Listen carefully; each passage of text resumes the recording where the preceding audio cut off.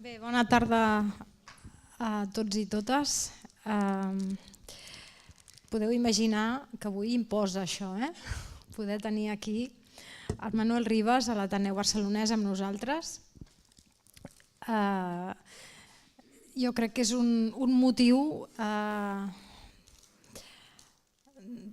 de sentir que la cultura moltes vegades et fa uns regals extraordinaris. Aquesta casa ho és un espai on ens aglutina la història, el llegat de la feina de molta gent al servei de la cultura del nostre país.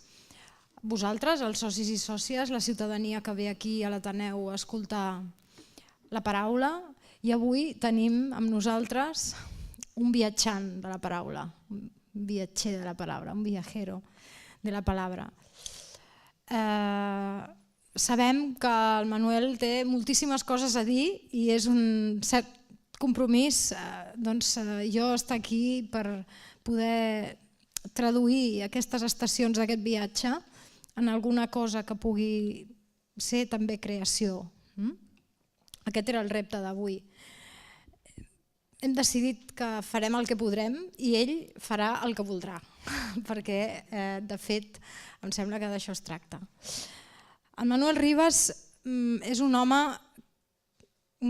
senzill que ve del món de la terra, és un gallec que ha fet de la llengua gallega el seu estri artesanal i que a més ha sapigut cultivar la literatura, la poesia, el periodisme, com es sembra les llavors a la terra, fet sempre des d'una perspectiva de denúncia, d'obligar-nos a dirigir la mirada cap a allò més vulnerable, cap als objectes més senzills, cap als animals, cap a les coses, cap a les emocions segurament més profundes, però ha fet aquesta denúncia permanent de la injustícia, de la memòria històrica, de les tragèdies humanes, ho ha fet i és capaç de fer-ho creant bellesa. I jo crec que això, aquest talent, el talent de poder seguir denunciant, creant bellesa i fent sentir bé el que tenim la sort de poder compartir, llegir, sentir, la poesia, els reportatges, els llibres, els relats, és alguna cosa més que ser un bon escriptor. Aquesta es la meva mirada de Manuel Rivas, no sé si has entendido más o menos lo que he querido decir. Y para empezar el diálogo o para empezar un poco la conversación, lo primero era dar la puerta abierta a la poesía, ¿no? A tu poesía. Moltes gràcies. Gracias a todos a todas por esta compañía en este lunes. Gracias a Gemma y al Ateneu por darme esta oportunidad. Creo que una tarea, efectivamente la tarea posiblemente prioritaria es crear lugar frente a esta acometida de los deslugares, esta especie de régimen de distopía en el que parece que vivimos. Entonces creo que cualquier oportunidad de crear lugar, que es allí donde hay memoria, donde hay emoción, donde hay intercambio, donde hay participación, pues hay que agradecer. Sí, yo pensaba comenzar, como es el viaje por la palabra, pensé... La verdad es que siempre que me dan oportunidad aprovecho para sacar un poema, ¿no? Dijo, voy a ver si leo un poema. Entonces aprovecho y pensaba empezar... Los poemas también cuentan una historia. Es más, yo creo que la poesía, además de junto con una construcción estética y esa búsqueda de la belleza de la que hablaba Gemma, contienen a veces... es algo que se obvia y en cambio yo creo que la poesía contiene información básica, esencial, secreta. Es cuando uno más trabaja con las palabras escondidas, ¿no? Y con palabras también que están heridas, que están destartaladas, que están presas, que están humilladas, que están que están tan quemadas que a veces que no quieren decir. Entonces la poesía es la posibilidad, digamos que puede convocar, debe convocar a esas palabras y uno siente que algo pasa efectivamente, que está digamos en esa orilla que llamamos poesía, cuando ves que las palabras que acuden a ti, ¿no? Al igual que también son las palabras las que te llevan frente a la idea de que uno puede denunciar o se rebela contra la injusticia o digamos que transmite gritos y que transmite lo que no se quiere oír, pero es eso que llamamos compromiso, que a veces que es una palabra de la que huye la gente o mucha gente en el mundo de la literatura, cuando yo creo que todo lo que se escribe compromete. Eso que llamamos compromiso normalmente son las palabras las que te llevan al compromiso, no es un principio teórico, una idea, ¿no? La que sí puede existir, pero no se escribe desde la teoría, sino que son esas palabras, esos seres vivos los que te dicen ven por aquí, ya verás lo que hay, ¿no? Bueno, entonces estábamos con puede ser este poema. Decía que cuenta también, la poesía también tiene información, también cuenta una historia. En este caso es un poema que se llama As amantes, las amantes, y está dedicado a dos maestras coruñesas, Marcela Elisa, que se llamaba también Mario, y que se unieron en matrimonio en 1901. Podéis imaginar que el cura no sabía que estaba casando a dos mujeres, ¿no? Y después perseguidas, tuvieron finalmente que emigrar, que marchar, que es tantas veces sinónimo de exiliarse también, y se reencontraron en Argentina. Entonces hace unos años les dediqué este poema. Tiveron que fusir dos propios nomes, gardalos entre os dentes, nas furnas das enxivas como raíces dunha antiga lingua. Tiveron que fusir dos seus corpos, levalos furtivos na balsa da ollada, no abeiro das pestanas, cando os pegureiros descalzos pisan o sol. Tiveron que fusir da historia, movendo a gran lousa do mundo coa sema dos dedos, vestidas de horas mortas na clepsidra do océano. Tiveron que fusir do berce para poder nacer, das palabras para poder falar, arder cara dentro nun frío de loito, para poderse ver na profundidade aloucada dos espellos. Tiveron que fusir do amor para poder amarse.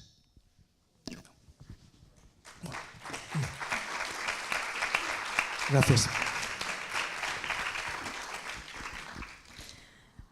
Bueno, en el libro del lápiz del carpintero no se puede huir de una cárcel, no se puede huir. Hay la historia de un carcelero, de una prisión.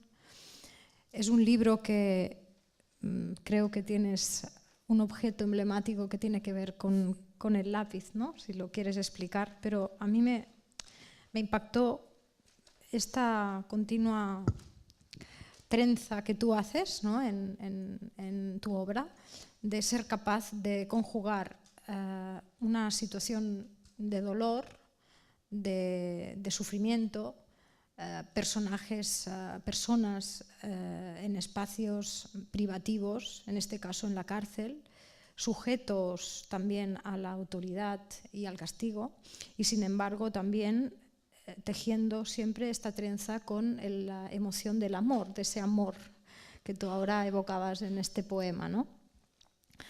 Günter Grass, del libro del lápiz del carpintero, creo que dijo que había aprendido más de este libro sobre la guerra civil que de todos los libros de historia, ¿no? ¿Cómo ves tú la vigencia ahora de esa trenza de prisión, amor, sufrimiento, también belleza de la emoción? ¿Y qué evoca el lápiz? ¿Qué es el lápiz, no? Sí, bueno, es que estuvimos hablando antes un rato. Íbamos a preparar la charla, pero no preparamos nada. Solo fuimos por otros caminos charlando, pero sí me dio tiempo a decir, pues tengo aquí el lápiz, traigo el lápiz. Y sí, bueno, es de uno de mis abuelos, el abuelo carpintero, que era Manuel de Sigras. Y bueno, le dejó a mi padre una herencia. La herencia que dejó era una caja de herramientas, y dentro de esa caja de herramientas estaba el lápiz. Y yo se lo pedía a mi padre, vivía todavía mi padre, y digamos que lo tenía ahí en la mesa donde escribo, que hay otros amuletos, hay piedras, bueno, hay lo que a mí hay una idea que me parece muy sugestiva, que atraviesa los tiempos de alguna forma, que aparece en las culturas populares, ¿no? La idea de los amuletos, de estos talismanes, de estos objetos que es algo universal, que está en todas las culturas.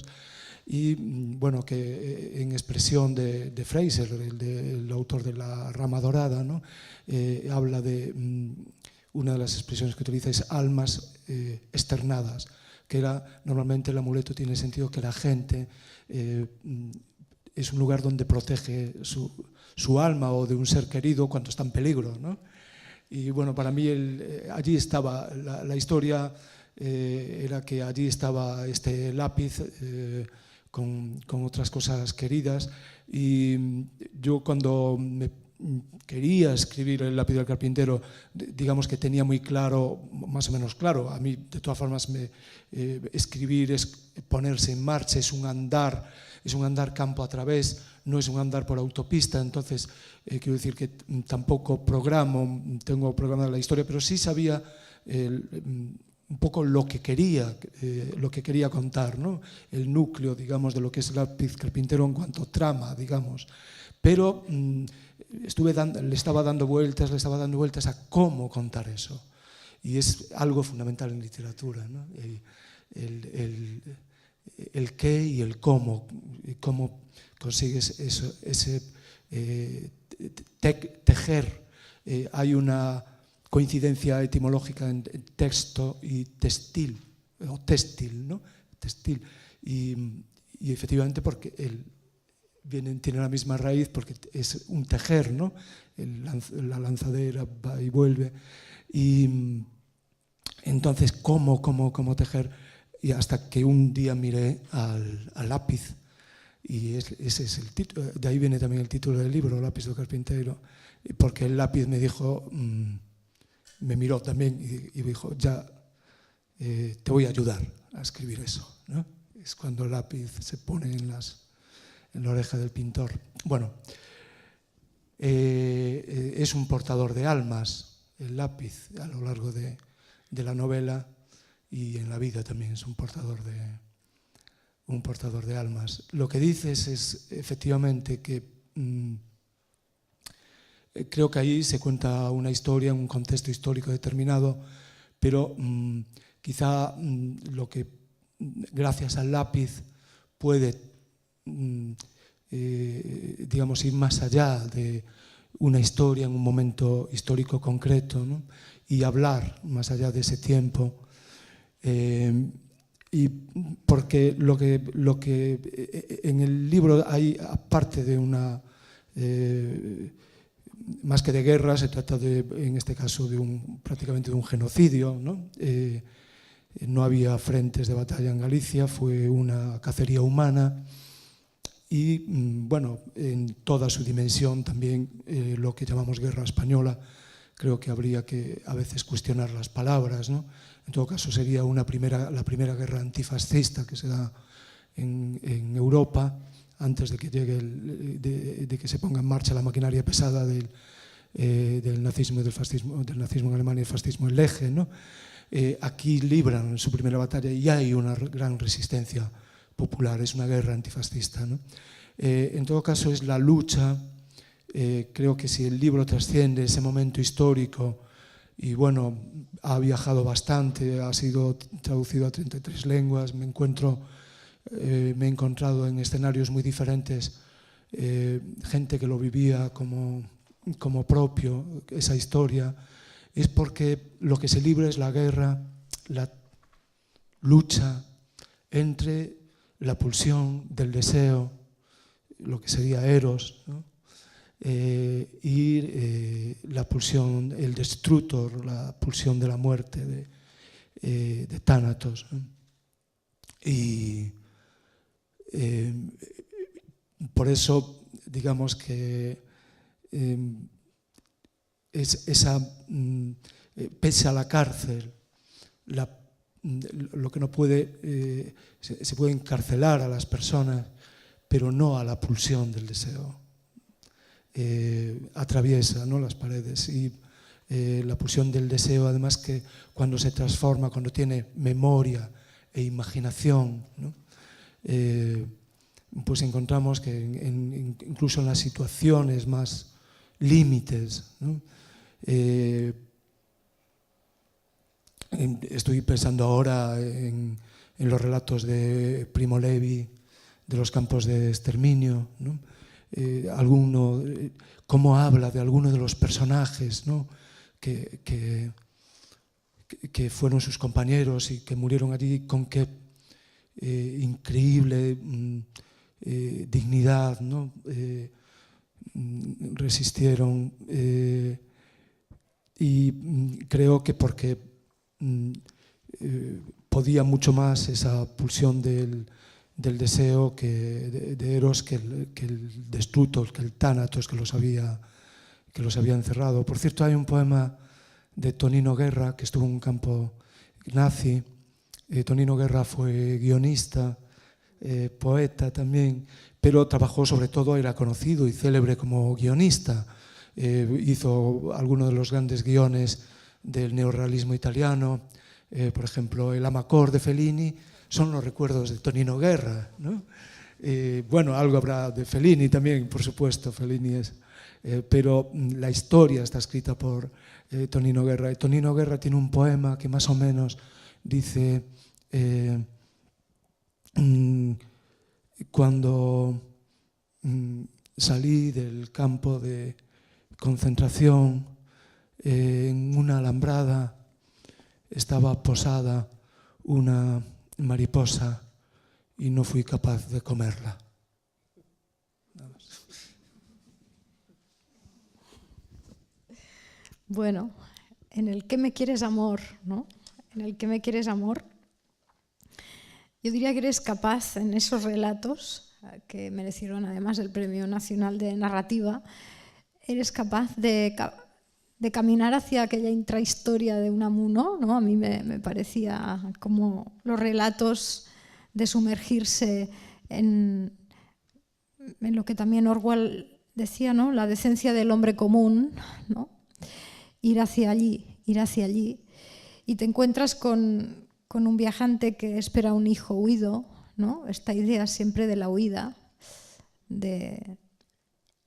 luego la presencia constante de la ternura, del humor, y también la capacidad de establecer vínculos, ¿no?, esa amistad de un maestro y su alumna.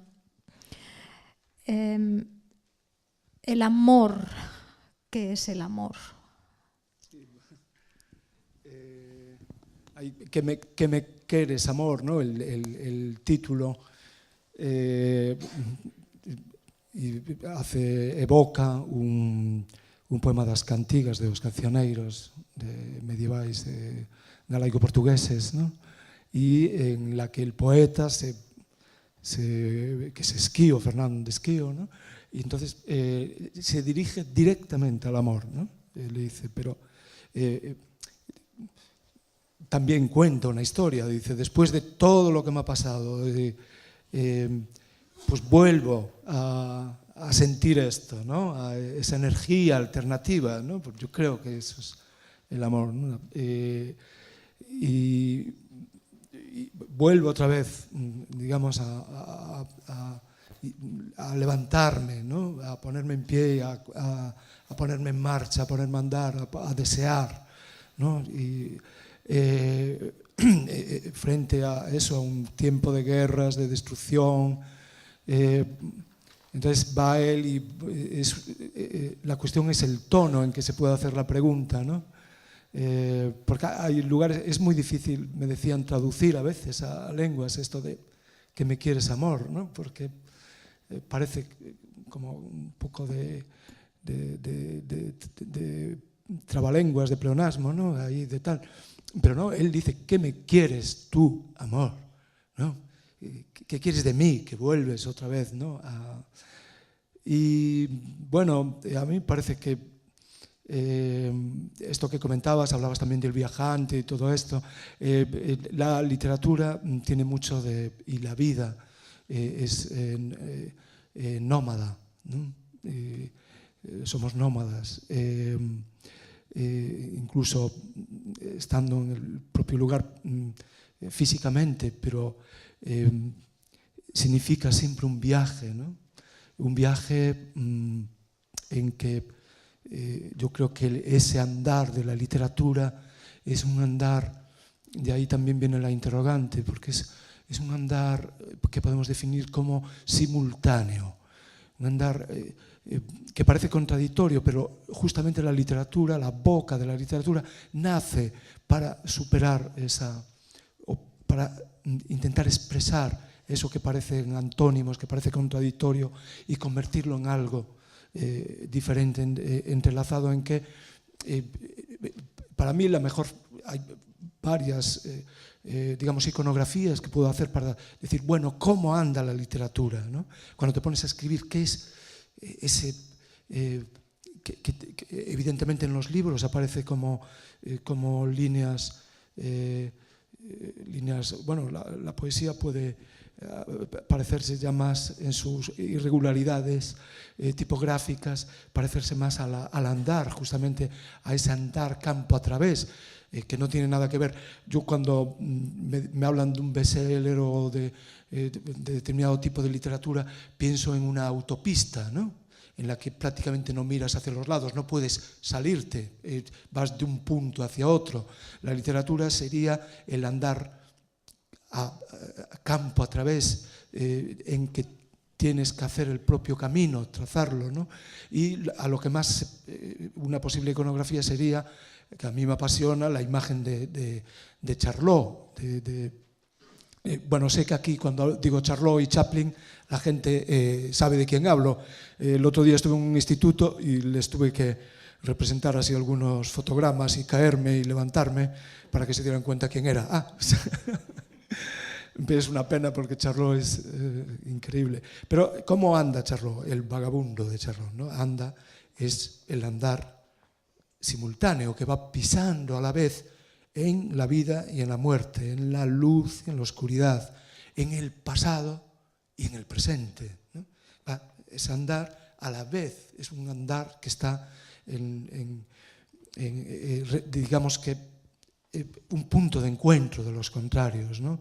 Que era una obsesión también de los surrealistas. A mí me parece una de las vanguardias vivas, digamos, ¿no? Por eso el surrealismo, que decía el punto de creación, el punto de arranque, allí donde pues, se pone la punta del lápiz, digamos, ese es el lugar también donde confluyen los contrarios, se pone en marcha al mismo tiempo esa lucha, que es a veces abrazo entre la vida y la muerte, ¿no?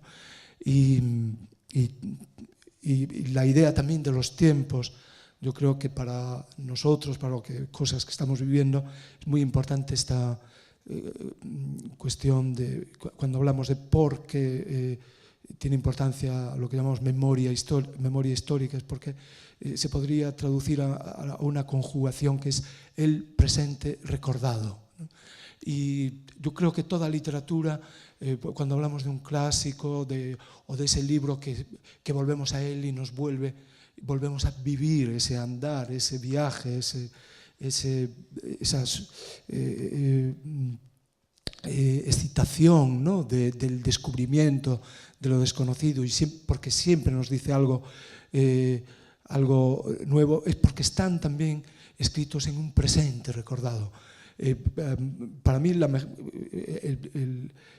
a veces la mejor forma de explicar cuando surge esta cuestión de la memoria está en la Odisea, el viaje de Ulises, conocido entre sus compañeros como el pulpo. Bueno, pues Ulises, el viaje de Ulises, el viaje de la Odisea, es realmente un viaje de reconstrucción de la memoria. Es una continua lucha contra el olvido. Es desde que, digamos, vienen de una guerra y la nave pierde, digamos, su rumbo, pero todo lo que va pasando, si se fijan, es la continua estrategia de la memoria para resistir. Muchos de los viajeros van cayendo en el camino, van porque ceden, renuncian a la memoria, ¿no? Cuando toman la flor de loto, olvidan hasta sus nombres, pero prefieren tomar, les puede más el hambre que no la necesidad de no olvidar, ¿no? De mantener viva la memoria, porque es una memoria que camina hacia adelante. Y el viaje de Ulises es el viaje de la memoria, ¿no? Pero la memoria hacia adelante, ¿no? De esa memoria que le lleva a Ítaca. Sí, la memoria, ¿no? El papel de la memoria histórica en tu literatura, bueno, llamada así, ¿no? Pero en el fondo es el papel de todas esas memorias que reflejan los personajes y las historias que cuentas, ¿no? Los libros arden mal, esa proyección de Galicia hacia afuera, ¿no? Esa necesidad de explicar otra Galicia, la Galicia vista desde América, ¿no? Esos lazos, esa presencia de los gallegos emigrantes, ¿no? Estamos ahora viviendo hoy un día muy triste, ¿no? Se ha abortado una iniciativa ciudadana de solidaridad como PENAR, si hay un barco pues subvencionado por la solidaridad también catalana y europea, y que está impidiendo que puedan seguir con una labor de estado de necesidad, de derechos humanos. Hoy es el día que han parado un barco que salvaba vidas. Y hubo mucha gente de Galicia que tuvo que marchar con barco, ¿no? Esa presencia constante de la inmigración ligado al factor de sobrevivencia, de lucha, de emancipación de un destino que parece que te impida seguir el viaje. Esa visión cuando escribes de esos viajes, de esa esperanza de futuro, pero del sufrimiento que la memoria también, y tú persistes también en explicar esa memoria, ¿no? ¿Cómo haces ese giro entre, que ahora hablabas tú, entre el impulso que la memoria te lleva hacia adelante y no caer en la desesperación, ¿no? Los personajes, a mí me sorprende, ¿no? Prácticamente no he encontrado personajes desesperanzados, no hay personajes, bueno, o quizás me los miro yo así, ¿no? Arruinados en términos vitales, ¿no? Es una percepción. No, arruinado estuve yo escribiendo alguno, desesperanzado, ¿no?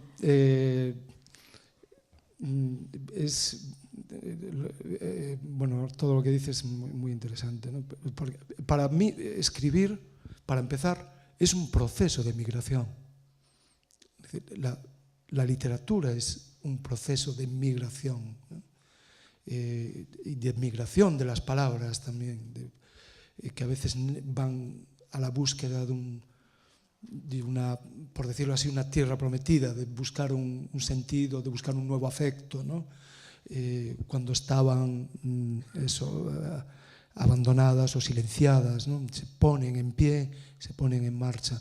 Pero es un proceso de inmigración en sí, la literatura. Pero además, me estaba acordando cuando contabas esto de Open Arms y lo que pasa con los inmigrantes, con los refugiados.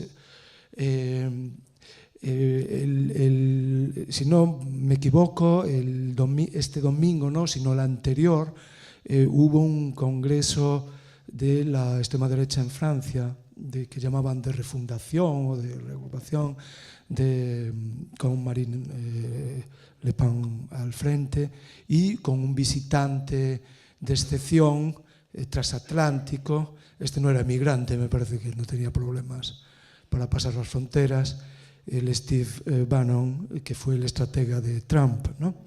O de Trump, como digo. Y me llamó muchísimo la atención el discurso de los, bueno, ambos discursos, ¿no? Y que estaban encantados de conocerse, además. Y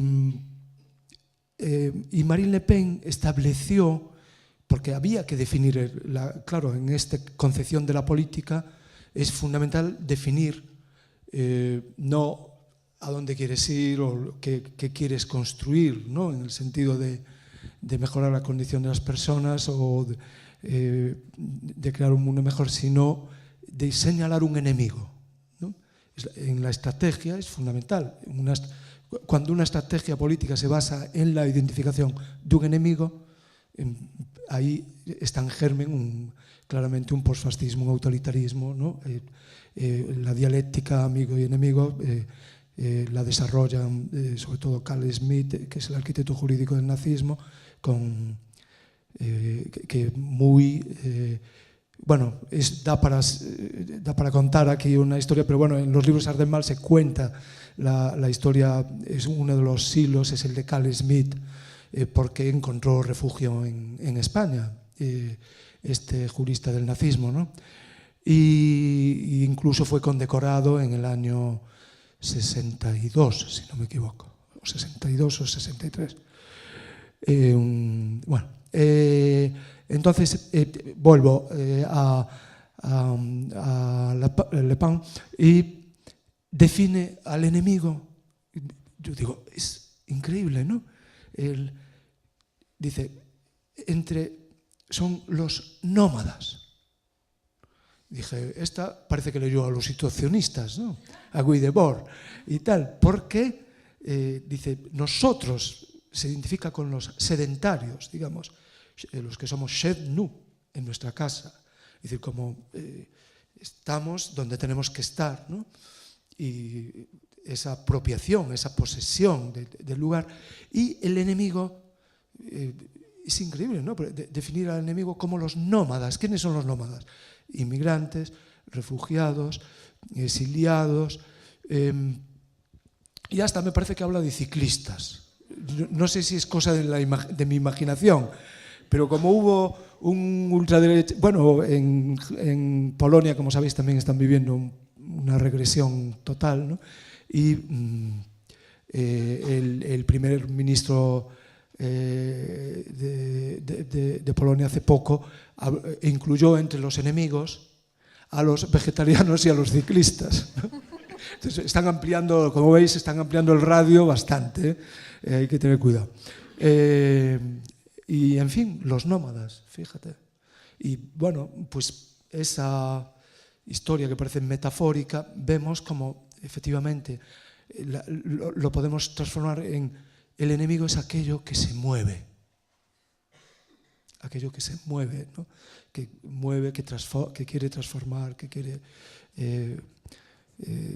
cambiar, ¿no? El animal salvaje, errante, divagante, ¿no? Sí. De hecho, la República es un enemigo porque plantea ciudadanos que piensan y se mueven, ¿no? El pensamiento genera movimiento.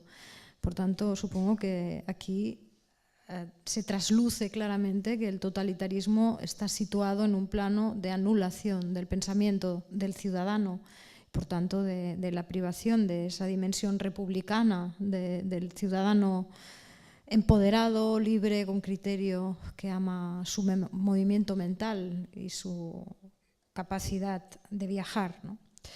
Tú, como periodista, escribiste El periodismo es un cuento, ¿no? A mí me recuerda aquel ensayo de Kapuscinski, que este oficio no está hecho para los cínicos, ¿no? Te fijas en historias, en los relatos que tú cuentas, reales, los que cronificas como periodista, ¿no? En la historia de una niña autista, en la historia de los drogodependientes, en la historia de mujeres hindús, ¿no? Siempre las mujeres, reivindicas la opresión de las mujeres como relato a denunciar, pero también yo creo que bueno, y todavía ahora con la revista que tenéis en marcha, ¿no? Crees firmemente en un periodismo literario, en un periodismo que apuesta también por la belleza, ¿no? En el relato. Esta capacidad de tú, para mí, esto te reconozco que me admira, ¿no? De estar en trinchera y seguir buscando aquel rincón donde fijar la vista y contar aquella historia de esa manera que tú manejas, ¿no? Que es una manera de buscar palabras nuevas. ¿Cómo ves el periodismo ahora? Tú que escribes habitualmente en Opinión y que además tenéis la revista de Luces, ¿cómo ves el periodismo ahora? Bueno, yo creo que podría utilizar la palabra vergüenza, ¿no? Me siento, además, y yo creo que es una palabra que tenemos que reivindicar, ¿no? Porque si sentimos vergüenza es que estamos alerta, estamos vivos, ¿no? Estamos, digamos que no tenemos la conciencia en suspensión, ¿no? En formol, ¿no? Yo creo que el periodismo, y eso molesta mucho a colegas cuando hablamos a veces y en público aún les molesta más, a mí me parece que el periodismo tiene que ser un activismo. Claro, eso pone, ya digo, a gente la pone un poco nerviosa, ¿no? Pero creo que tiene que ser un activismo de la libertad, evidentemente. Porque pasa como con la palabra compromiso, ¿no? La gente se pone nerviosa, eso, utilizas determinadas palabras si tienen una connotación que significa rebelarse contra ese estado de vergüenza, ¿no? En que puede estar un ámbito o el conjunto de un momento histórico, ¿no? Pero a mí me parece que tiene que ser un activismo de la libertad. Y ese activismo se ejerce con las palabras, el periodismo se ejerce con las palabras, con las imágenes, bueno, se ejerce con los medios, con los signos que tenemos. Pero justamente, ¿cuál es la forma? Porque evidentemente cuando hablo de activismo no hablo de un activismo partidista, no hablo de siglas, ¿no? De siglitis, aunque bueno, evidentemente después cada uno tiene su pensamiento, pero estoy hablando en el sentido de ese activismo del escribir, de la libertad, del informar, del comunicar. Se concreta en este caso vamos a hablar de palabras, en que hay que poner la libertad también en el cuerpo del lenguaje. Y eso significa cuestionar muchas veces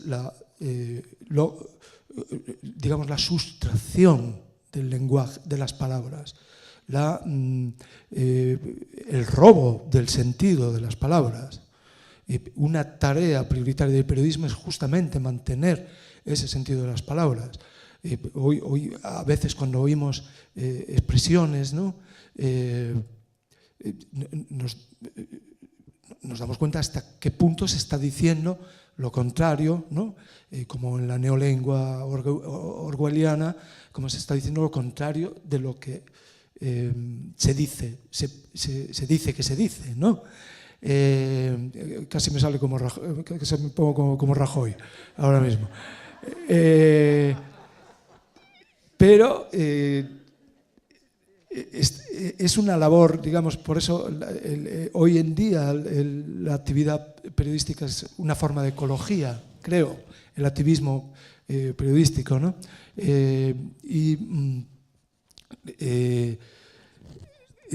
Digamos, para cultivar otra vez las palabras frente a tanta contaminación, a tanta polución. Por poner un ejemplo, digamos, rápido, ¿no? Cuando un delegado de gobierno en Galicia hace poco calificó una carga bastante brutal sobre manifestantes y lo denominó desplazamiento de la masa manifestante, ¿no? Como si los mandara en un autobús a dar una vuelta a San Senso, ¿no? A Rías Baixas. Es algo continuo, ¿no? que estamos viendo en cuestiones, justamente en las cuestiones esenciales, ¿no? Cómo hay una sustracción del lenguaje y nuestra aportación, digamos, para mí el periodismo es un bien común. Entonces vivimos una crisis realmente que va más allá de la crisis de lo económico. Siempre se dice, bueno, es que vivimos un tránsito, casi todo se explica a veces por el tránsito tecnológico, ¿no? Y creo que realmente el problema es un problema que no tiene que ver con los cacharros, ¿no? Aunque pueden influir en algo, ¿no? Sobre todo influye si se convierte la técnica, el cambio tecnológico, como está pasando en otros ámbitos con la robotización. Parece que es más importante el cacharro que no la utilidad, lo que comunica, lo que transmite, ¿no? Y entonces, si el periodismo olvida que lo importante es qué contamos y, sobre todo, establecer las causalidades, el por qué pasan las cosas, ¿no? Es una tarea realmente por lo que tiene sentido, por lo que tendría sentido el periodismo, ¿no? Y bueno, hay tanto que decir. Esa crisis es una crisis existencial en la que se ha puesto, yo creo que lo más grave es que se ha llegado a interiorizar dentro de la propia gente que trabaja y mucha gente que trabajaba en el periodismo, la impresión de que es inútil, ¿no? Cualquier esfuerzo. De ahí viene una de las posibilidades, es digamos, dejarlo o seguir como el escribiente de Bartleby, decir, bueno, preferiría no hacerlo, ejercer una forma de resistencia, o caer en el cinismo del que hablaba Kapuscinski, ¿no? Que a mí también otra cosa que me molesta absolutamente y me irrita es esa pose de suponer que el buen periodista, ¿no? Es asociarlo con la figura del tipo cínico que está de vuelta de todo, que pasa de todo, pero que al final siempre, curiosamente, es sumiso con el poder, ¿no? Y muy duro con lo que ve más vulnerable, ¿no? Es un cinismo, a mí lo del cinismo, en fin, no me gusta nada el cínico profesional, ¿no? Tú dices que el periodismo es un ejercicio de activismo y hablabas del titular ¿no? De la masa, de la expresión que se puede usar hoy en día en el periodismo cuando describimos o cuando leemos cómo se describe la regresión en los derechos civiles, ¿no? Estamos viviendo... Tú escribes sobre esto habitualmente, nosotros lo estamos viviendo especialmente. El derecho a la libertad de expresión, el derecho a la libertad de pensamiento, la pluralidad política, el derecho a manifestarse, está repensándose absolutamente sin ningún tipo de legitimidad y además con una clara vulneración de los marcos legales asumidos pretendidamente, ¿no? Pero también hay un letargo. Yo tengo la impresión de que hay una capacidad de metabolizar inmensa por parte de una parte representativa de la ciudadanía, que no es seguramente toda la ciudadanía, pero hay una necesidad de despertar conciencias. El lenguaje para despertar conciencias, si viene de la mano del pronunciamiento político o del actor partido político, ¿qué posibilidades tiene cuando también está regido por los intereses coyunturales, políticos y electorales? ¿De dónde tiene que venir la fuente de esos mensajes para remover conciencias? No sé si me explico en la pregunta, ¿eh? Si tiene que ser solo del periodismo, puede ser también de espacios sociales, y si tú crees que realmente hay una necesidad ahora de emerger de nuevo un relato y una posición y una acción de resistencia activa en el sentido de recuperar esos derechos que se nos están vulnerando y que estamos prácticamente resignados, ¿no?, aparentemente, a ir aceptando esa evolución del estado de cosas. En Cataluña estamos viviendo en una situación administrativa, por decirlo así, del 155, con unas imposibilidades democráticas de que la expresión de la soberanía popular sea respetada. Eso, con independencia en dónde te manejes tú ideológicamente, tiene un relato de regresión democrática, ¿no? ¿Tú crees que se está haciendo este relato, que hay noción de ese relato desde el interior de la conciencia ciudadana? Bueno, la propia denominación, ¿no?, de que se hable de 155, a mí, yo cuando escribo me rebelo un poco contra, creo que esos términos que tienen un carácter, parece técnico, neutral, ¿no?, porque dices, bueno, es que se aplicó el 155, como cuando te ponen una multa de tráfico, se te aplica el no sé qué, de tal, y bueno, y sigues circulando, ¿no? No, habría que llamarle de otra forma. Desde luego es una situación de excepción, ¿no? Es una situación de excepción, de suspensión de derechos, de suspensión de autogobierno, y eso, cada vez que se habla de eso, debería estar, yo creo que debería estar presente, ¿no?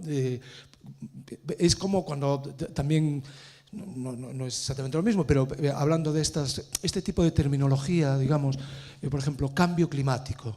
Ahora mismo es que lo de cambio climático, digo, el cambio climático, pero se convierte en un término, digamos, técnico, ¿no? Lo que llamamos antes los tecnócratas, ¿no? Que parece que es como una medición, ¿no? Esto es el cambio climático. Ocurre aquí lo que, bueno, un biólogo, David Pauling me parece que se llama, él hablaba de el peligro de los estándares base cambiantes.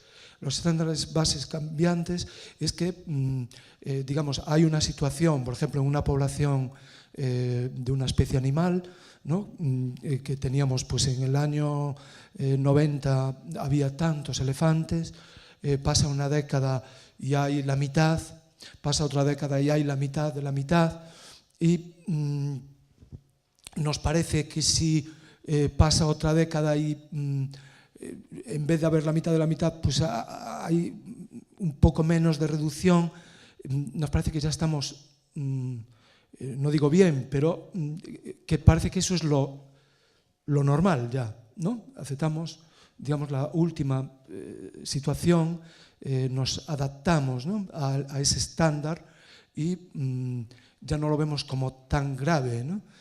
Cuando hay que ver todo el proceso que ha habido. Entonces, efectivamente hay un problema a veces de acomodación, por ejemplo, en el campo intelectual. A mí, de lo que estabas comentando, lo lógico sería esperar, por ejemplo, hay evidentemente no solo una situación en Cataluña, en el Estado español, vemos que en el mundo el panorama en el que estamos situados es que históricamente pasamos de un periodo en que se podía hablar sería razonable pensar en moverse hacia el estándar base cambiante, sería para un mayor bienestar, no para un empeoramiento, ¿no?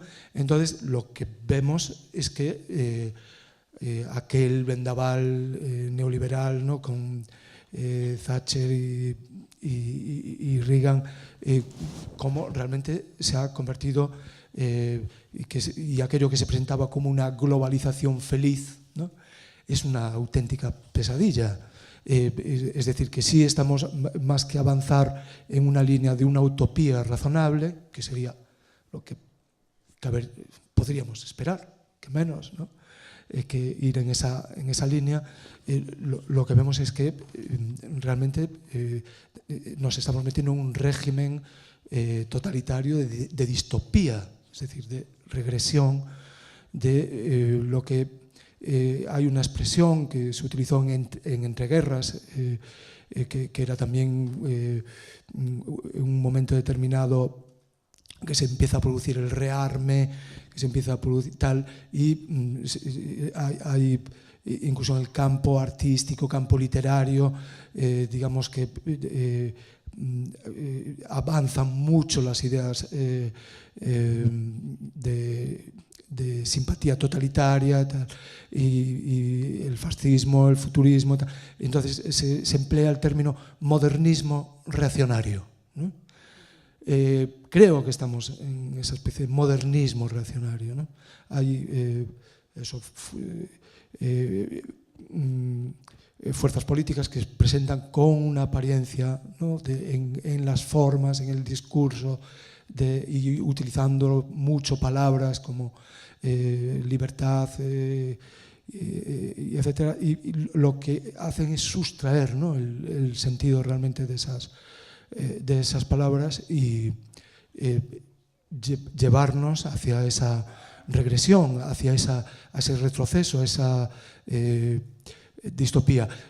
A mí me parece dramático, y la historia de la cultura es bastante dramática, bueno, pero que hoy estamos viviendo uno de esos momentos. Es decir, la libertad, yo echo de menos en el Estado español que haya lo que llamamos el mundo cultural, intelectuales, gente que trabaja con las palabras. Realmente teníamos que estar moviéndonos más. El mundo del periodismo es un mundo que más bien actúa en esa línea de modernismo reaccionario. Tendríamos que ir estableciendo un poco matices, pero vemos que efectivamente el periodismo se utiliza más para tapar que para desvelar, ¿no? En Mankell, una novela de Mankell, La falsa pista, se cuenta y dice, hay un personaje, un hombre que está cavando y está echando la tierra hacia arriba porque está buscando la pista, ¿no? Y hay otra persona arriba que está con otra pala volviendo a echarle encima la tierra que le echaba. Y dice, los dos son periodistas, ¿no? Bueno. Está claro. Vamos a empezar a participar, no? Si voleu participar en aquest diàleg. Tenim encara una estona per fer preguntes en el Manuel, per fer reflexions, per comentar.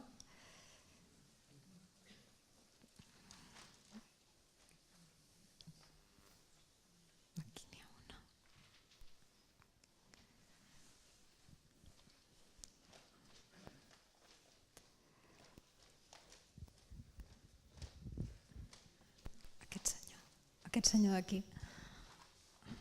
Sí, muy breve, muy breve.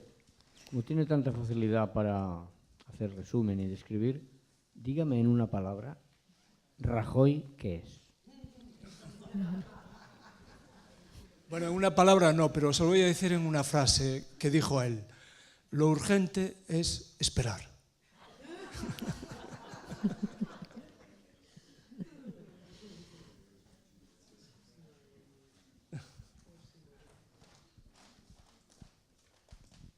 Pues a mí me encantaría que recitaras algo más. Sí, bueno, pues yo encantado. Recito algo más. Sí, claro. Vale, bo, recitamos. Bueno, es que me permite hablar también del tema de la literatura, ¿no? Un poema, por ejemplo. Bueno, yo hablé antes del abuelo carpintero y realmente no conocía a una de mis abuelas, que era la abuela campesina. Yo pasé tiempo en una casa de labranza en Galicia y de pequeño. Y entonces, bueno, quien vivía era mi abuelo Manuel de Corposanto, y no llegué a conocer a mi abuela. Tuvieron 10 hijos, 2 murieron en la posguerra y era una casa en la que yo me sentía muy bien, allí había con los tíos y las tías, y después la gente. Era un lugar que convocaba, sobre todo por la noche. Trabajaban muchísimo durante el día, pero se transformaban por la noche. Era un lugar, a mí me parece que en practicar ese movimiento, que es uno de los movimientos más interesantes de la humanidad, que es la ligera inclinación para escuchar, ¿no? Creo que ahí, de una forma inconsciente, nació eso que podríamos llamar la necesidad o vocación de escribir, ¿no? De contar, ¿no? Y ese abuelo era un narrador extraordinario. A mí me fascinaba oírlo hablar, ¿no? Y incluso hablaba mucho cuando estaba solo. Bueno, yo a veces me llevaba de la mano, iba por allí, por una corredora y tal, y yo notaba la pulsación. Yo era muy pequeño, ¿no? Y notaba cómo él iba hablando, y hablaba, yo creo que hablaba con el cosmos, ¿no? En general. Pero como si yo notaba así, digamos, ese latido, ¿no? De las palabras, así tal. Y me fascinaba, me parecía, yo creo que tiraba un poco para abajo, porque me parecía que de un momento a otro íbamos a salir, ¿no? En propulsión hacia arriba, zoom, ¿no? Con aquella energía que tenía hablando y tal. Y eran más o menos de la misma edad. El otro abuelo, sí vivía mi abuela Dominga, que era costurera, y también tenía una característica. Yo cuando escribo me acuerdo también de ella muchas veces, porque la forma de hablar, había una correspondencia entre la labor que estaba haciendo como costurera y la forma de hablar, ¿no?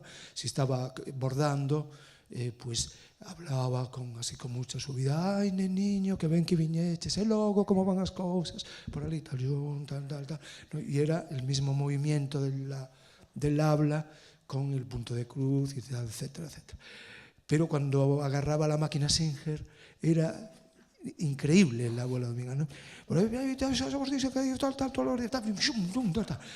Iba a toda velocidad, ¿no? Y tenías que correr con ella para pillarla, ¿no? Pero el abuelo, el carpintero, no decía nada. Era lo que llamamos en Galicia un caladiño, silandeiro, ¿no?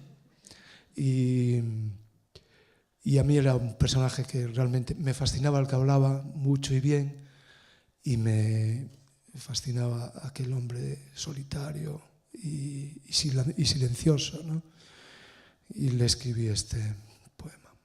Tiene que ver con eso. Sabemos que los silencios forman parte del lenguaje, ¿no? Y de la memoria también, de la memoria. Tengo que contar una cosa de la memoria después de esto. A ver.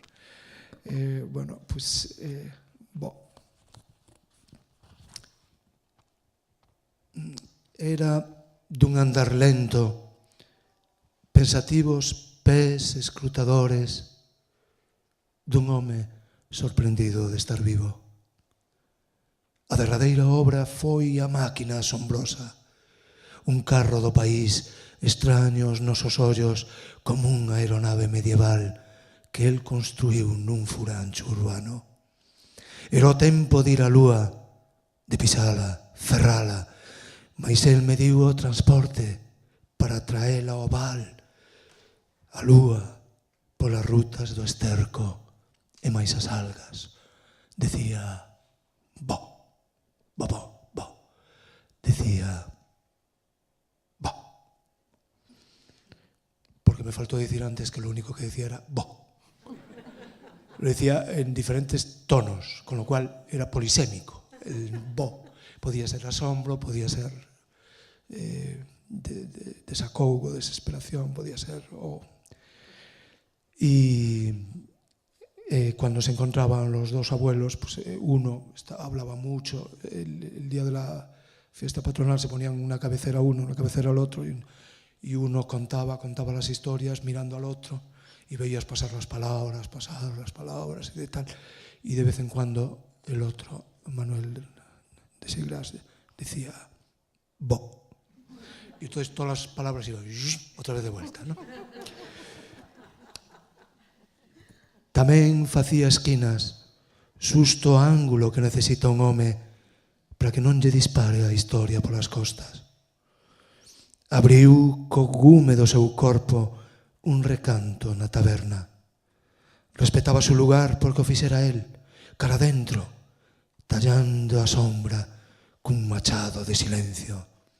E fixera tamén a luz da lámpada cos filamentos do seu cabelo crecho, un branco de zinc incendiado de paz atormentada. Decía, bo, bo, bo, bo. Decía, bo. Facía coas mans cada cigarro e o fume leal, pesaroso, era o cordal que sostiña un descoñecido país en riba das nubes, un infindo centeal insertado nos últimos pasaros. Decía, bo, bo, bo, bo. Decía, bo. Dentro da noite, unha noite ao pasar, a voz sacerdotal falle falta un responso, Manuel. E el subiu ao alto de sí mismo, a derradeira voz, no derradeiro andamio. Bo.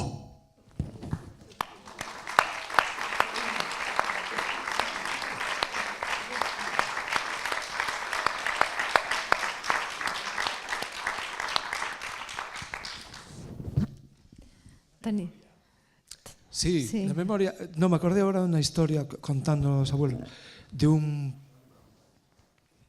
es una historia de un tío mío, que para mí es un clásico. Está Cervantes, está mi tío Francisco, etc. Entonces, Francisco, que tiene... ahora cumplió 93 años. Bueno, esto le pasó a los 90, que fue al médico y le dijo que, bueno, que no se sentía bien, le explicó algunas cosas. Entonces el médico le dijo, pero hombre, es que usted tiene 90 años.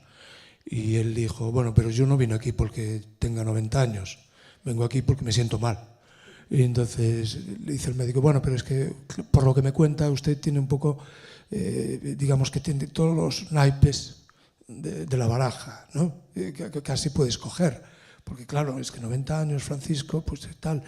Y bueno, por lo que me dice, pues puede haber un principio de Parkinson o un principio de Alzheimer, ¿no? O algo. Y dice, ay, pues prefiero Parkinson. De coger un naipe, una baraja, dije, me quedo con esta, ¿no? Prefiero Parkinson. Y dice, pero ¿y Parkinson por qué, hombre?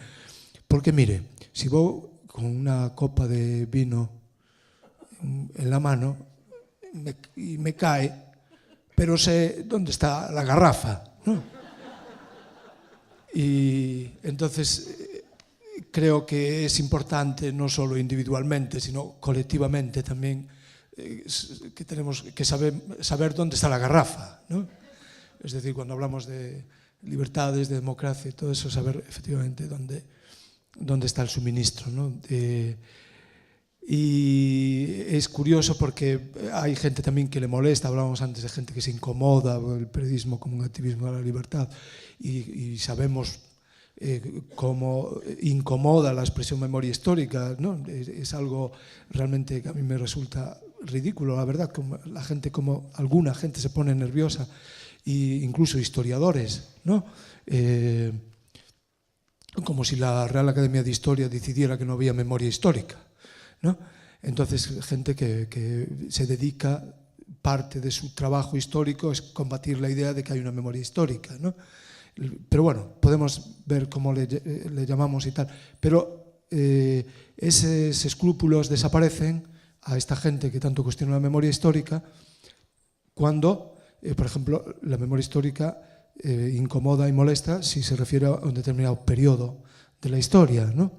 Que ocupó gran parte del siglo XX, un régimen totalitario, ¿no? Que marcó a generaciones y que en parte sigue marcando, ¿no? nuestra forma de relacionarnos y marcando la política y digamos, contaminando la atmósfera con la producción de miedo, ¿no? Pero yo estuve hace poco en Toledo y coincidió que había una exposición dedicada al cardenal Cisneros. Bueno, yo sabía que había esa exposición, me coincidió que iba a Toledo y dije, bueno, pues también voy a ver la exposición. Yo sabía que la había porque había visto en un telediario que fue la noticia de apertura en ese telediario y dijeron que era la exposición más importante del año, el año 2017 en este caso, ¿no? Y que era una figura de las más relevantes de la historia de España, etcétera. Entonces, entro allí en la exposición, prácticamente toda la catedral dedicada a la exposición del cardenal Cisneros y bueno, vi que la había inaugurado los reyes, uno de los reyes, y en la entrada, en grandes caracteres, en un panel enorme, decía que el cardenal Cisneros, que había sido confesor, entre otras cosas, confesor de la reina Isabel la Católica y todo eso, que había sido, además de arzobispo y de confesor y de primado, cardenal primado, había sido un hombre de armas, y etcétera, etcétera, y un hombre de Estado, y decía que había sido una figura muy influyente en la mejor época de la historia de España, literalmente, todo el frontispicio, y después debajo ponía exposición inaugurada por Felipe VI y tal, ¿no? Y dije, carajo con la memoria, ¿no? Esto sí que es memoria histórica, ¿no? Efectivamente, bueno, me refiero a esto porque tuve bastantes dificultades para encontrar el documento de expulsión de los judíos de España, ¿no? De 1492. Aparecía allí junto con otras cartas como si fuera pues, eso, un decreto de circulación de carros del país, ¿no? O de caballos, un documento allí. Entonces, bueno, son cosas que te hacen pensar que hay memoria histórica y también hay contramemoria histórica, ¿no? Y por eso es tan importante saber dónde está la garrafa. Hi ha més preguntes per aquí.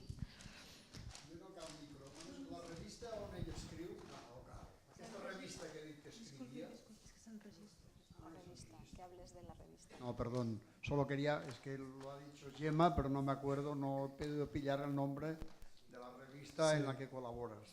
Sí, es una revista, se llama Luces. Luces, lo tengo bien escrito. Con Z, sí, es una revista Luces con Z, porque si no va a aparecer algo referido a electricidad comercial, ¿no?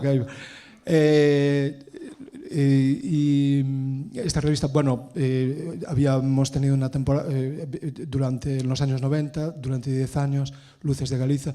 Lo que pasa es que era una revista que salía cuando podíamos, y una revista más de creación, creo que interesante, también fue una época muy, muy bonita y de mucha lucha para sacarlo adelante, pero ahora esta revista llevamos 4 años, sale cada mes. Son 125 páginas. Yo creo que es la segunda mejor revista del mundo, ¿no? Pero lo que intentamos hacer, y por eso hablaba del periodismo también como un activismo, yo creo que un medio de comunicación tiene que ser un lugar, eso, en la dialéctica, lugar, deslugar, tiene que ser un lugar, y tiene que ser un lugar rebelde, incluso diría más un lugar insurgente. Insurgente en su etimología significa ponerse en pie, es decir, que las palabras se pongan en pie, o remar también, tiene otra acepción que sería remar hacia adelante, ¿no? Y bueno, también tenemos como parte de este proyecto, que es la típica ONG, hecho por mucha gente, de gente que estamos consiguiendo que participe gente de todo el mundo, la verdad. Y es así, tenemos un mapa mundi, porque es difícil ya publicar reportajes, publicar trabajos en profundidad, ¿no? En extensión, y nosotros cuanto más largos más nos gustan, ¿no? Y cuanto más profundicen también, ¿no? Y bueno, me refiero a esta experiencia porque es un trabajo cooperativo, ya digo, en que participan gente, la mayoría, en muchos casos gente joven que está parte de este exilio, emigración reciente, ¿no? De las últimas generaciones, y gente que a veces no tiene dónde publicar, que tiene que hacer otros trabajos. Y creo que, igual que hay esta iniciativa, hay muchas interesantes que están dando lugar también a otro periodismo. Creo que la solución a la crisis existencial del periodismo es más periodismo, ¿no? No es dejarse vencer, digamos, rendirse, ¿no? Como la solución a un conflicto en democracia es más democracia, no es retroceso. Hi ha una noia aquí, sí. Hola. Hola. A mí, nada, me ha venido una pregunta a la cabeza cuando estabas comentando todo el tema del modernismo reaccionario y el perder sobre todo me ha venido a la cabeza cuando has hablado de la exposición, me ha parecido muy fuerte. Entonces, mi pregunta es, ¿por qué lo hacen? ¿No? O sea, ellos saben, tienen muy claro, ¿no?, qué es lo que están haciendo. Tienen clarísimo, o sea, yo siempre he pensado, el que está arriba de todo, de una organización de poder, sabe que está mintiendo, ¿no? O sea, no es tan necio, tienen claro, es como el cardenal este del que hablábamos. Podía hablar que él hablaba con Dios, pero él sabía que no, sí. Me refiero, ¿no? Entonces, es así, o sea, la gente que está en el poder realmente sabe cómo está manipulando las palabras y por qué lo hacen. Entonces, ¿por qué? ¿Qué quieren ahora mismo? ¿Qué están dominar el lo poder. Lo sé, simplemente es para generar debate. Sí, no, por eso. Sí, no tan no, jove, está bien. no tan jove. No, y además es importante saber, ¿no?, efectivamente cómo funciona, qué estrategias hay, y quiero decir que pensar también que el poder es una máquina, digamos, perfecta, implacable, que todo lo mide y todo eso, sería un error, ¿no? Es decir, la distopía también es un proceso. Es decir, es evidente que se domina mejor y que se controla mejor el poder cuando controlas las mentes. Es el objetivo realmente del poder. Esa es la guerra que realmente, cuando se gana en una guerra, es cuando controlas llegas a controlar las mentes, ¿no? Hay este libro de Viktor Klemperer, un filólogo judío que sobrevivió en la Alemania nazi, como él decía, por casualidad, entre otras cosas. Bueno, estaba casado con una mujer aria, alemana, y eso permitió que trabajase de forma a escondidas en un almacén, y andaba por allí el hombre a escondidas, pero oía hablar. Entonces iba anotando y hace ese trabajo extraordinario que es el ETI, el lenguaje en el Tercer Reich, ¿no? Cómo evolucionan las palabras, como una palabra, por ejemplo, como Volk, que es pueblo, ¿no? Se va convirtiendo en los que son de Hitler. Al final, cuando se utilizaba esa palabra, eran nosotros, ¿no? Los que somos los que estamos. Y entonces él cuenta que había hecho aquellas notas, había hecho memoria de todo lo que había ido pasando con las palabras y que fue un mecanismo fundamental de dominación, de penetración en las mentes, ¿no? De conseguir suspender las conciencias, o como decía Primo Levi, decía la vacanza morale, ¿no? La moral está de vacaciones, ¿no? La mandan de vacaciones y tal. Bueno, entonces vemos que ¿por qué escribe ese libro? O ¿cómo se decide escribir ese libro Klemperer?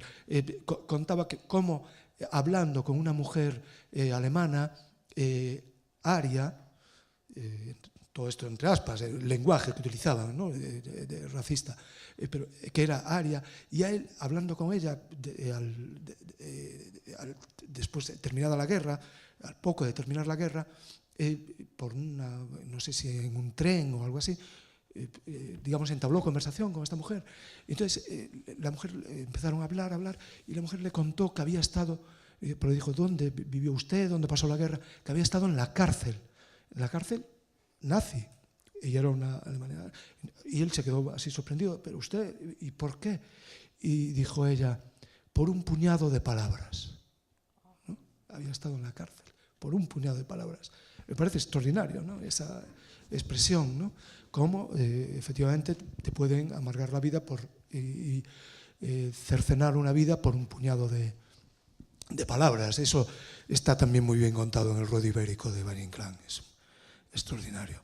Es extraordinario porque yo no entiendo cómo no están hablando todos los suplementos literarios de esa última obra extraordinaria que debería correr de boca en boca, que es el Ruedo Ibérico de Valle Inclán. Esa novedad. Bueno, porque hay un momento que hay un personaje porque un guardia, hay un hombre que viene un poco peneque, así que decimos en Galicia, viene contento y viene cantando y canta una copla en la que se mete con Isabel II, ¿no? Y entonces este hombre saca el sable y le pega un golpe en la cabeza, empieza a sangrar y hay una voz que dice: las coplas no son delitos mayores, hay que tener otro miramiento, le dicen al guardia que está con el sable, ¿no? Le dice, hay que tener otro miramiento, ¿no? Y entonces se escucha, porque el guardia dice, así aprende a no decir lo que no tiene que decir, lo que no debería decir y tal. Entonces se escucha otra voz que dice, hasta en los cantares se mete este cochino gobierno. Que es extraordinario, ¿no? Es extraordinario, porque te acuerdas de todos los raperos, de los Volcanic, ¿no? Hasta en los cantares se mete este cochino gobierno. Entonces el hombre reacciona y le dice al tabernero que había visto todo lo que pasa, y le dice, Crisanto, usted ha visto que que este hombre no ha sabido comportarse. Y va el tabernero, claro que es el guardia que está allí, y vienen otros guardias, pero el tabernero dice, con mucha sutileza, le dice, Parrondo, se llama el guardia, Parrondo, hay que ser más ecuménico. Entonces, está contado, está muy bien contado en Valle Inclán lo que nos está pasando. Bueno, hi ha una última pregunta. Sí. Hola. Volviendo un poco al tema de la producción de periodismo en Galicia y la revista Luces, tengo la sensación de que Luces no es la única revista que ha salido en los últimos años. Hay varias publicaciones en la línea, cosa que hace 10 o 15 años, yo soy gallega y hace muchos años, bueno, hace 16 años que vivo aquí, y cuando vine el panorama cultural gallego creo que era muy diferente. Quiero pensar y me alegra pensar que está cambiando hacia mejor. Hay una serie de publicaciones, de revistas, pero también en el mundo de la música, en el mundo del cine, bueno, en general de las artes y de la cultura, nuevas generaciones que están haciendo cosas interesantes a pesar del poder, ¿no? ¿Cuál es tu visión sobre las cosas que se están haciendo ahora mismo en Galicia por gente joven que lucha, como tú dices, ¿no? Teniendo 3 o 4 trabajos y además haciendo esas cosas que les gustan? Sí, bueno, los espacios así de más, donde puedes rescatar, digamos, la esperanza, están ahí y además están bastante asociados a luchas sociales, ¿no? Antes hablábamos de que creo que, claro, quedan tantas cosas por decir, pero realmente lo que puede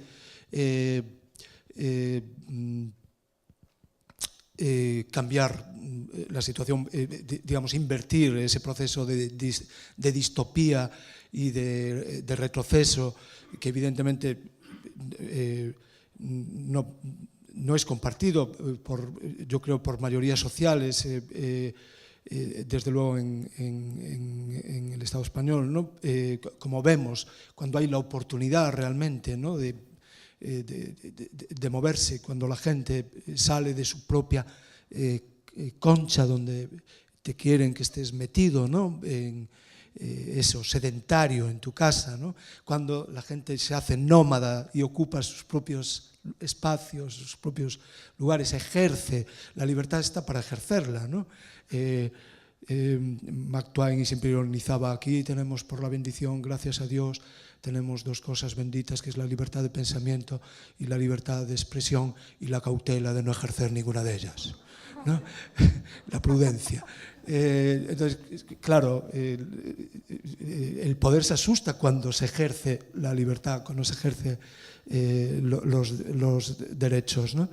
Y en Galicia el contexto que tenemos es deprimente, el contexto de político e institucional, realmente yo creo que es reaccionario sin modernismo, ninguno ya. Bueno, también la imagen que a veces se proyecta de quien está aquí de presidente, a veces juega esa imagen hacia el exterior, ¿no? Luego cuando me hablan de... hay gente que piensa que un posible relevo modernista de Rajoy con un Feijóo, yo me llevo las manos a la cabeza. Dice, no, me entran ganas de ir por los pueblos, por toda España, diciendo: no os fiéis, no os fiéis, no fiarse de ese personaje, ¿no? Muy pobre. Lo que pasa es que efectivamente, digamos, esos espacios de esperanza están hechos desde abajo. La política institucional allí fijaros que hasta la situación, por ejemplo, del gallego es una situación crítica, muy crítica. Yo creo que estamos en uno de los peores, quizá el peor periodo histórico, porque se está perdiendo algo que es fundamental, que es la transmisión de generación entre generaciones, porque se da un proceso de, como sabéis, de derrumbe demográfico, total de pérdida de población, no solo porque haya pocos nacimientos, sino porque la gente joven ha vuelto a emigrar, ¿no? Mucha gente joven, y además normalmente la más inquieta, etcétera, como pasa siempre. Pero hay esa caída demográfica, hay una despoblación rural aceleradísima. Estamos cuando en Galicia la población campesina era un porcentaje altísimo y pescadora, ¿no? Se ha también desplomado completamente, hay un gran abandono, un vacío, un vaciamiento. Ese vacío también tiene sus causas, ¿no? Es decir, que por una parte hay la inmigración que se está dando en todas partes hacia el mundo, pero hay una causalidad, ¿no?, que es el absoluto abandono. Cuando hay un vacío, el vacío, si no se llena de iniciativas, de esperanza, se llena de cosas malas. El vacío territorial y el vacío en todos los sentidos. El vacío. Entonces, bueno, me quedo un poco con la intervención que hiciste, de que efectivamente, a pesar de las instituciones, bueno, hay espacios municipales que sí han y están, digamos, trabajando en un sentido más esperanzador, pero tenemos la desgracia de que, y es una de las paradojas que yo creo que pone en cuestión, por lo menos nos invita a una mirada muy crítica sobre cómo ha sido la transición, en vez de ser conformistas, ¿no? Yo no digo que toda la transición fuera una mierda, pero lo que no comparto desde luego es esa idea de un modelo, de que ha sido algo modélico, ¿no? Es realmente parte de los problemas que estamos viviendo ha sido por ese modelo, digamos, ese proceso de transición donde los mecanismos autoritarios y quienes los ejercieron han quedado absolutamente impunes y no se ha cultivado una memoria democrática, no se ha cultivado una tradición de la antitradición, porque ahí quizá nos podría llevar a tener una conversación con muchos más puentes, de más entendimiento y estar en otro momento histórico. Pero como si os fijáis, a la hora de la verdad, por ejemplo, porque hubo un momento que decía, bueno, es que la solución, hay una solución federal, ya se ha dejado de hablar de federalismo, ¿no? Se ha dejado, aquí ser federalista es como ser cuáquero, ¿no? Ahora ya es los unionistas y independentistas, ¿no? Y esa tradición de la antitradición, la tradición que vendría de la República, de la institución libre de la enseñanza, de los centros sociales anarquistas, de toda la escuela moderna, etcétera, etcétera, esa debería ser la tradición de la democracia. No se puede tener, no va a funcionar una democracia sin memoria democrática. Y esa memoria ha sido, por eso tiene tanta importancia la cuestión de la memoria histórica, ¿no? Ha sido sustraída, ha sido borrada. Bé, podríem estar hores i hores, sí. No sé quina hora és, però hem de... La primera, antes de No, luces... ese es un recurso que me gusta mucho de los portugueses, que siempre dicen o segundo, ¿cómo es? No, a ver si me sale bien. Cuando se inauguró, el último puente que se inauguró sobre el río Tajo, no Texo, dijeron, a ponte máis grande do mundo e a segunda máis grande de Portugal.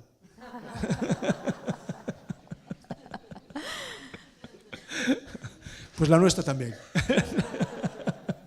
Bueno, jo crec que podem fer la clausura de l'acte perquè podríem estar hores escoltant i avui s'ha fet realitat un comentari que va fer un crític, una periodista, la Rafaela Perola de Le Monde, quan deia, diu, Manuel Rivas és un autor que sap com introduir la poesia no sols en les seves frases, en les seves paraules, sinó en la manera de veure el món.